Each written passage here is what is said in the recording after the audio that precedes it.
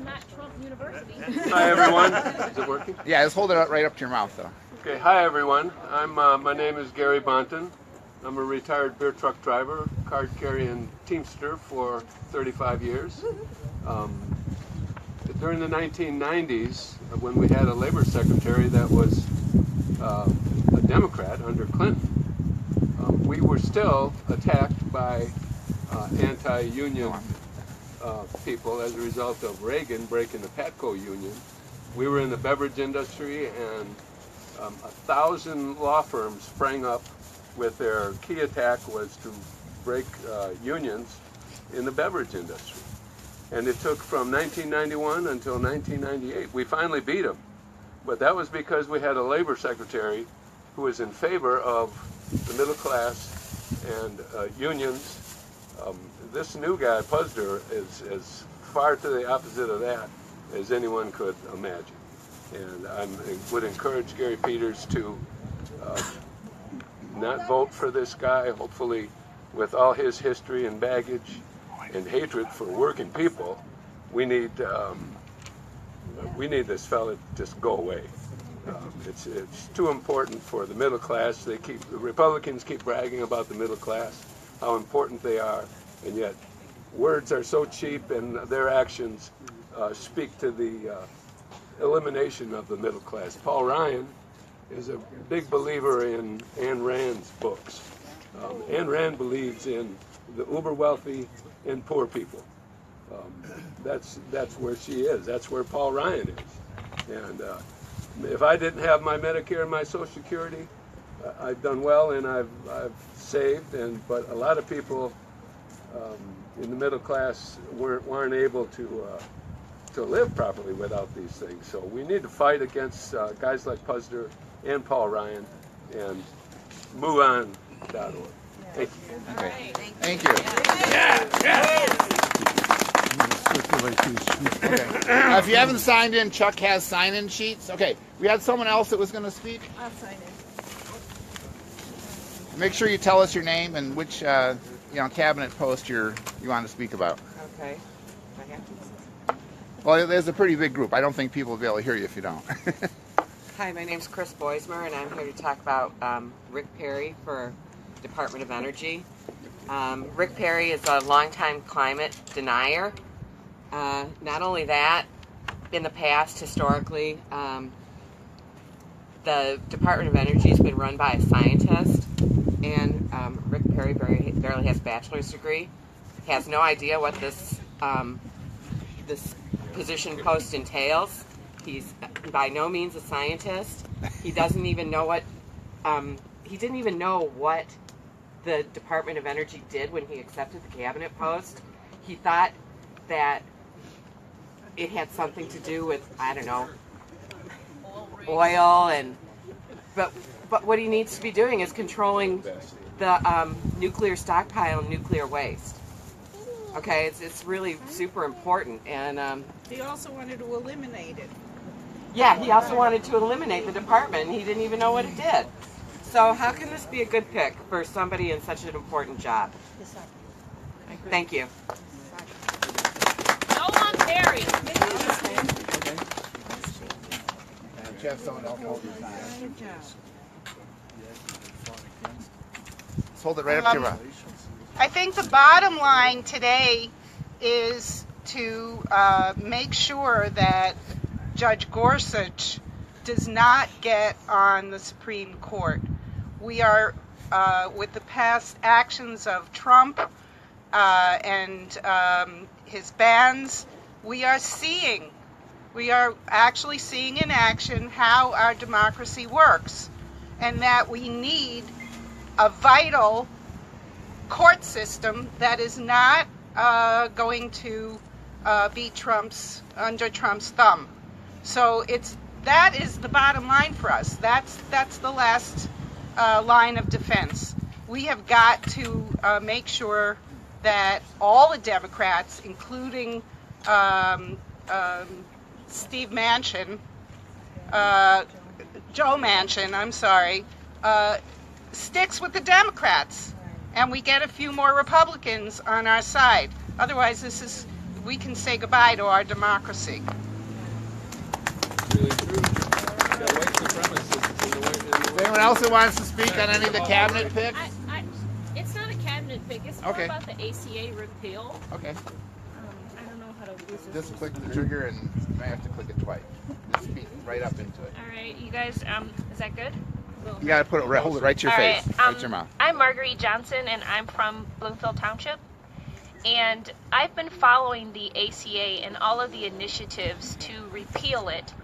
And although there's lots of town halls and conversations ongoing with the GOP about the Patient Freedom Act, there has been very little said to decipher what exactly does it mean for the states. There are state options, examples of, health savings accounts. There are state options for staying with Obamacare with less funding. And there are other options that say that you can just return to business as usual pre-Obamacare. So there are too many interpretations for this Patient Freedom Act. We haven't heard anything from the Democrats on exactly what their translation of that could mean for us. I'm not saying that I'm opposed to it. I'm going to be clear here. A good idea is a good idea from whomever it comes from. But this doesn't seem like a good idea. It seems like a con move. And no one's being clear about exactly what it means for the states. And I would like for Michigan voters in particular to understand how the Healthy Michigan plan is impacted by any potential replacement or repeal of Obamacare or the ACA. Anybody else? Anyone else want to speak? Okay. Okay. Can you hear me? Just Can you hear me? hold it. Yeah, hold it right up to your mouth. Better? Yeah. Okay. First of all, what's your name? And Okay. Teresa Beltran. I'm here to talk about the immigration reform and what's going on right now. I know we put a hold on the travel ban, but speaking for a lot of the Hispanics in this community, there's a lot of people that are citizens like me are being racially profiled and being stopped. And there are a lot of people that are citizens with a green card that are being forced to sign off their green card by being bullied by police that we have here in Michigan. That's not correct. They should not be doing the job of ICE, and we should have solidarity as far as the city goes, and we should be working on. Another thing too, we have agricultural on the other side of the state. 20% is what the farmers are already today. They're going to struggle if they lose all those people. Something needs to happen. No one wants to work 12-hour jobs. We have students that have been born here. We have students that want to go to college, and DACA cannot go away because they want the education. The dream belongs to everybody. We're all immigrants originally that have come here. Yes. And then Obama, another thing is that, we've worked a lot with Obamacare, and we need to really just work through that and make it better for everybody and come together and work on it. But the other thing too is, I don't think anyone's aware, but Trump does have property in Uruguay. He's building a lot of profits from there. He's building a wall, but he's not paying taxes for that. So he's forcing companies like GM, Ford, and Chrysler to pay taxes, yet he's going to make money on these businesses that he has in Uruguay and other countries. That's not fair. So that's what I just want to state out. And I think we need to force to make sure that we become a solidarity and we do work towards education and for everybody. It's only fair. That's it. Thank you. My name is Mary, and I'm Mexican. I hear like also I understand now for DACA. We have a lot of students. They are very capable, good behavior, good grades, and we have to stand up for DACA. And one more thing is like Ms. Terry say, every one of you pay taxes. Every one of us pay taxes. Even the undocumented people pay taxes. This person doesn't pay taxes. He wants to build a wall, right? Against Mexican. It's why he doesn't talk about South America. Why he doesn't talk about Central America. Why? Because he has a big business right there, like you say, in Uruguay. So he's making all these companies to bring this and this, impose big taxes. Where he is, he should be the one to speak first and have a good example for the others. Lead by example. Yeah, we should still pushing to be the taxes to be investigated in all his business. Anybody else? Can you hear me? My name is Kathy Weeder from Pleasant Ridge, and I would like to ask James, isn't that correct? You're one of the staffers. Why Senator Peters, the last few days at least, has not been willing to make public his stand and how he will vote on, for example, Stephen Mnuchin yesterday. The vote was last night. I called 2 or 3 times, both the DC office and the local office, to ask what his stand was, and they said they didn't know. And in fact, they wished he'd make his stand public. I called again this morning about his stand on Rick Perry and how he would vote. Again, the answer was, we don't know. He hasn't made that public even to the staff. So I wonder why he won't make public. It's not as though the evidence is not there sufficiently. You know, he could say, well, I'm waiting till the hearing's over, but in some of these cases, it's so clear that, and he ends up voting no. I appreciate that. But it would also be nice if he'd let us know and make a stand like he did on the Senate floor. He made a very good speech against the DeVos nomination. I wish that he would take stronger stands like that in public. Thank you. Kathy, did That's you want an to answer. respond? Yes. Do you have an answer? Well, the answer is Join the pros. Get them Hi. Well, for those of you who don't know, my name is James Jackson. I'm one of Senator Peters' regional directors, and I work here in the Rochester office. And first, I want to thank you all for coming out and continuing to come out, because a lot of times these types of rallies fizzle off after a while. But you guys have been consistent. We're still here. Now, to your question specifically, the staff will never get in front of the senator. So, you know, we move at, and a lot of times he does want to wait till the hearing, because it gives him more things to talk about when he does speak out about them. But, you know, also, you know, he doesn't want to get too far ahead of the process. So there are, I mean, like you said, he ended up voting, like he voted no last night. But we advise him, you know, we give him our perspectives, and many times he has his own thoughts leading into it. But you know, we can only share with you what we're authorized to share. I mean, that's the reality of it.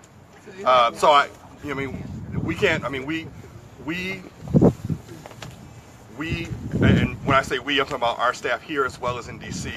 You know, we do advise the senator, but you know, the senator will make it public when he, you know, feels it's the right moment. I mean, that's just, I don't know what better way to address that. You'll express our beliefs, my concerns. Absolutely, absolutely, absolutely, He hasn't made absolutely. any statements after the fact either.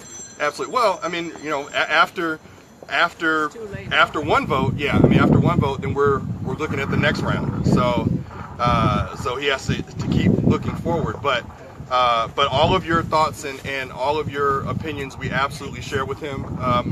Our staff assistant Tim, where's Tim?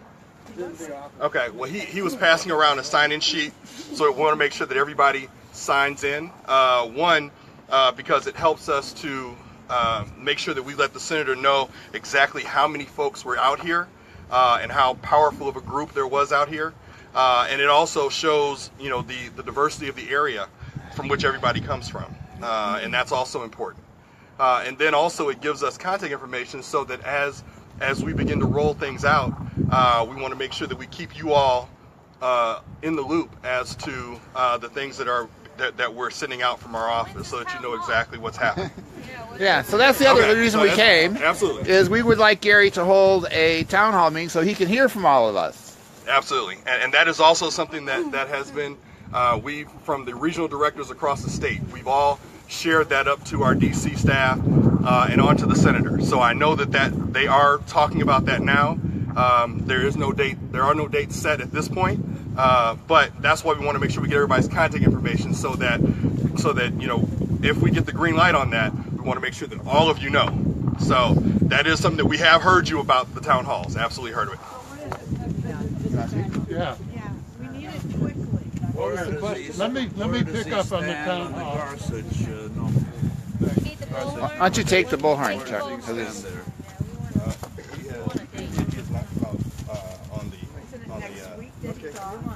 Okay. Hold it up. I don't want to talk in this thing. Gather around closer. I'll shout. Okay, one issue at a time. First off, I want to thank James and Tim for coming out yet again. We've seen you in rain. We've seen you in the cold. Thank you very much. We've seen you almost get run down. What's your name? What's your name? My name's Chuck Altman. I'm from Royal Oak. Okay, Chuck. Thank you. Thanks for bringing the cards, Chuck. Yeah, I wanted you to know, and you probably already know this, so just emphasize that this is part of a national day of action. This is part of a national day of action that was hosted by MoveOn.org, and people signed up nationally. It was titled, "Let's Make a Date, Be Our Valentine, Let's Make a Date for a Town Hall." And so it's not just us here. We didn't start it, but we're part of a larger group that says we have a right to be meeting with our elected representatives, that there's a lot of important things going on, and while we certainly appreciate that you come out and talk to us regardless of the weather, we also want to talk to our senator. And so we really want to emphasize that.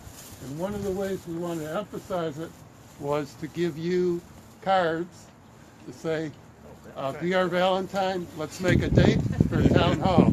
And so everybody who's been asking me, what do you do with the cards? Now's the time. Here you go. And then I've got something further to say. once He James reads all has of the them. cards. Me too, just one word. But I'm going first because we're not done on the town hall.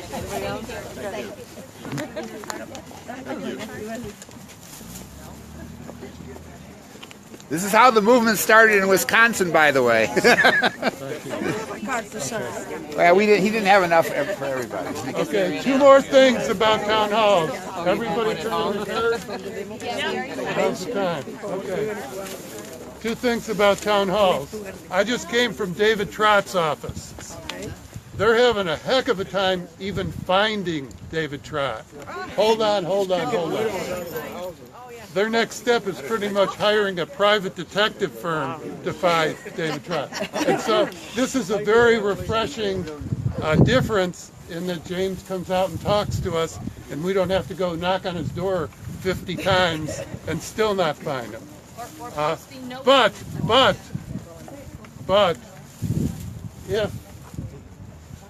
if the senator would hold a town hall, that would be helpful for us, but it would also be helpful for the people in Republican districts. It would shame them into holding town halls. So that would be great. It gives us the moral high ground. David Trott A couple more things. It was on the phone. Those are not town hall That's not a meetings. town hall. That's the thing. The last thing I wanted to mention is that there are senators in other states that are holding town halls. In Oregon, there's two senators, Jeff Merkley and Ron Wyden, and in 2016, each of them held about 35 town halls. Right. So not every senator does that, but it is possible. And we may not expect 35 town halls in a year, but we want some. So if you could take that message back to the senator, that would be appreciated. That's all I have to say. Thank you. Yes, one is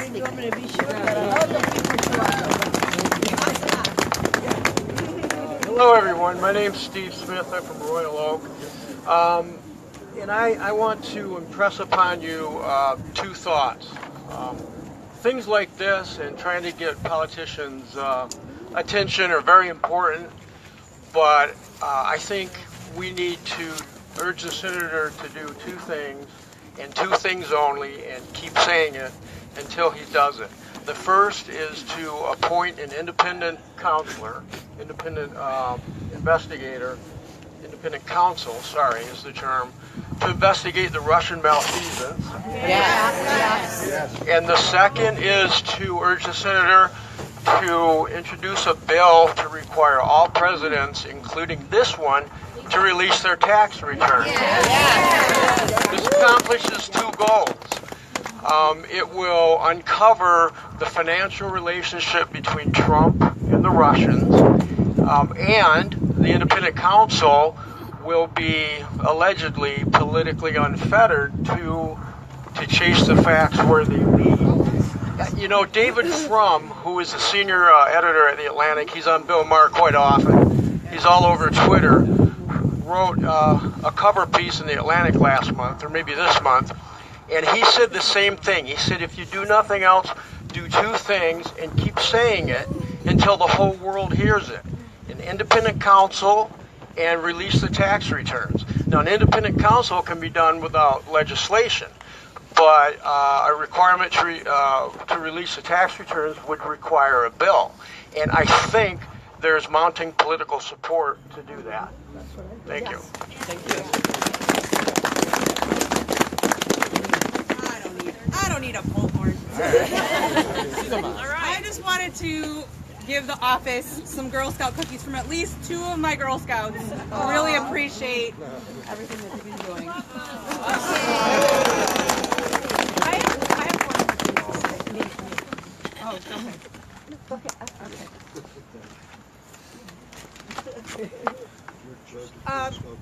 Thanks. Ultimately, I think, we wouldn't be in this situation if we didn't have to live with Citizens United and with the horrible gerrymandering that's going on. There should be laws enacted that to make independent gerrymandering people panels so that there's a fairer distribution of the vote nationwide, not just state by state. And we do need desperately to get the money out of politics.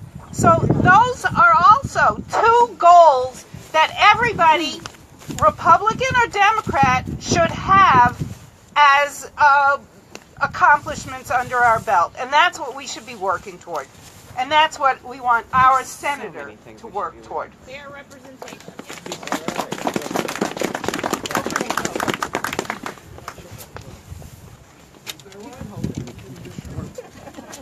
Hello, my name is Andrei Janssens, and I am a former refugee from the Soviet Union.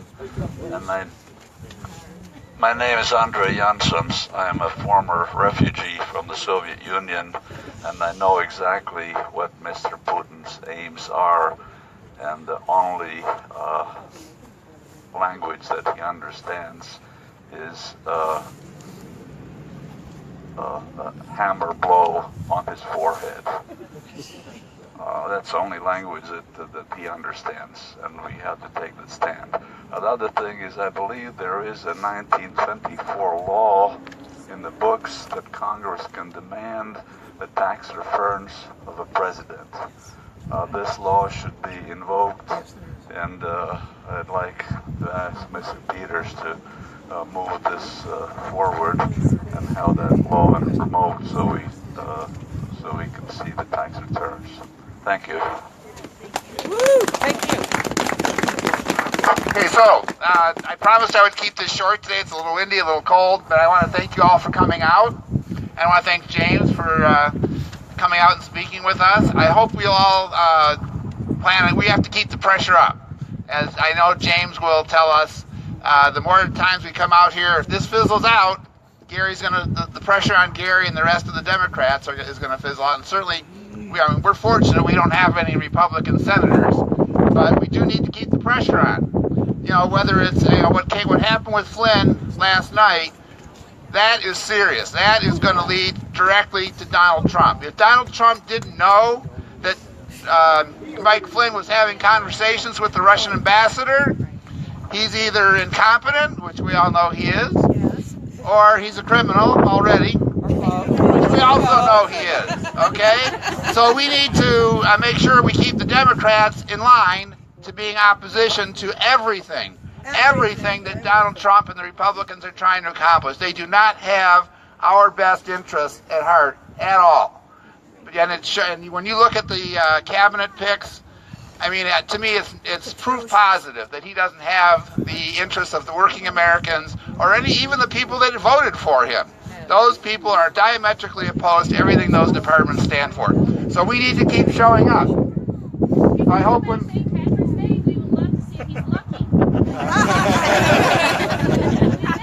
So we hope that James, you'll carry back our message that we are requesting a town hall meeting so that he can hear from his supporters. I assume some of the people that don't support him will show up also, but I know Gary can take it. Gary does not have the thin skin that Donald Trump and some of the Republicans. I'm from the 8th District. Mike Bishop has not held a real town hall meeting, I think, since he's been in office. So they're afraid to face us. I'm sure all of us have seen some of the town hall meetings that have been taking place with Republicans. They're scared to death. And we need to keep the pressure up. So I hope you all come back next week.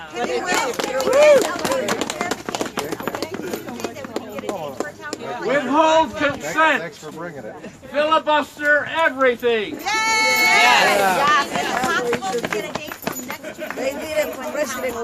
Okay, so couple of quick things, and I'll address your question. Couple of quick things. One, like I said earlier, you guys have been awesome. Keep coming back. Couple of things. One, I did have a talk with the police. All they ask is that we do not park in this lot right here, but you can park in the city lot. You can park along the street, just not in that lot. Oh, I didn't.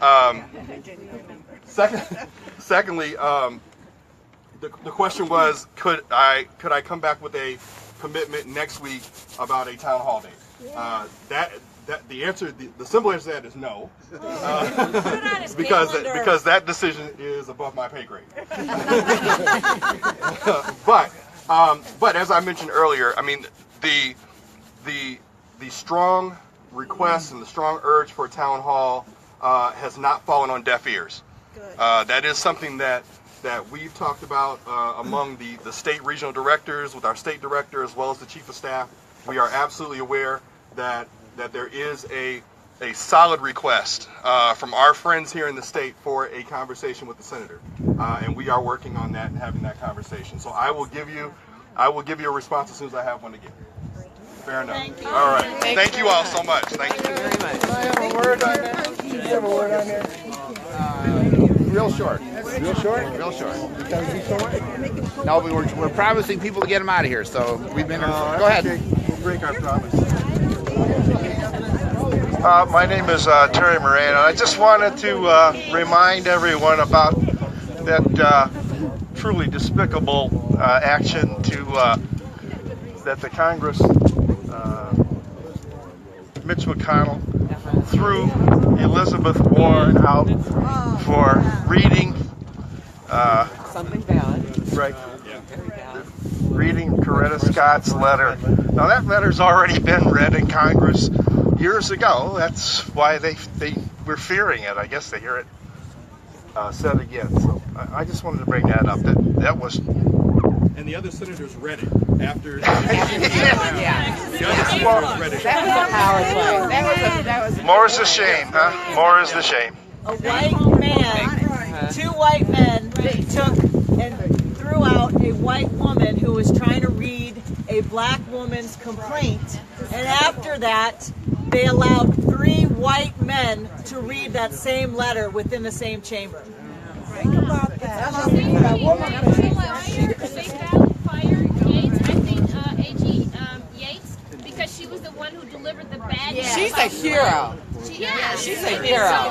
Her name came up again today with Flint. Right, yeah, women, this is not representative. I mean, the pussy grabbing, the I mean, come on, this guy. He's got to go. He's got to go. I hope That's too much. Shame on the women that voted for. Oh, yes.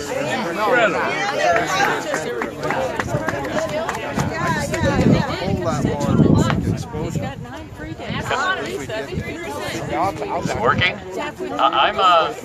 I'm here on behalf of to plug something that has nothing to do with any specific action, but it has to do with. Okay. Hey, everybody, one more minute. Richard wants to talk about a march that happens on Thursday nights, so just you have your attention for one more minute. Not even a minute. Sorry, I didn't want to keep you too long, but out of this meeting and out of the Women's March came every Thursday downtown Rochester walk through town. Some of you may have already been there. My wife put it together about 3 weeks ago, and we expected about 5 to 6 people. And it turned out we had about 20 show up and march downtown. Some teenagers even joined us that were not part of the group. What time? And so it's every Thursday, 6:30 to 7:30, at the corner of Main and University by the Bean and Leaf. There's a Facebook now page for that called Walk the Block for Democracy. Someone was kind enough in the group to put that together. Thank you so much.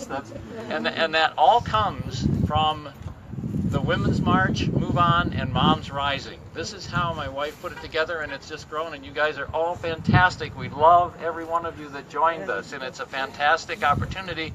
This Thursday, the plan is to sit down and put an agenda together, some goals and objectives that have to do with Indivisible and other organizations, so we can keep the momentum going here right in Rochester and get those young people that are downtown at the coffee shops and get the people that are looking out their windows watching us go by to put their thumbs up and not down.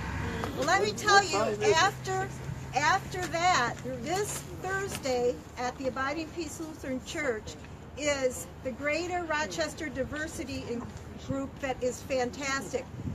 There's a lot of people going. There's a lot of enthusiasm. They've broken up into 6 smaller subgroups. And so if you have nothing to do Thursday night, this is a great group to join and be a part of. Yeah, but we have the other one too. It's at, I believe it's at 7. Okay. So kind of the Abiding Presence. Yeah, and it's been going on since December. So it's really a good group. Okay, just want to get. Okay, there we go. So we have one request. I personally feel like this is a good idea to keep coming here. We do have a request or an inquiry, suggestion that we hold the meetings going forward in front of Crittenden Hospital on University Drive.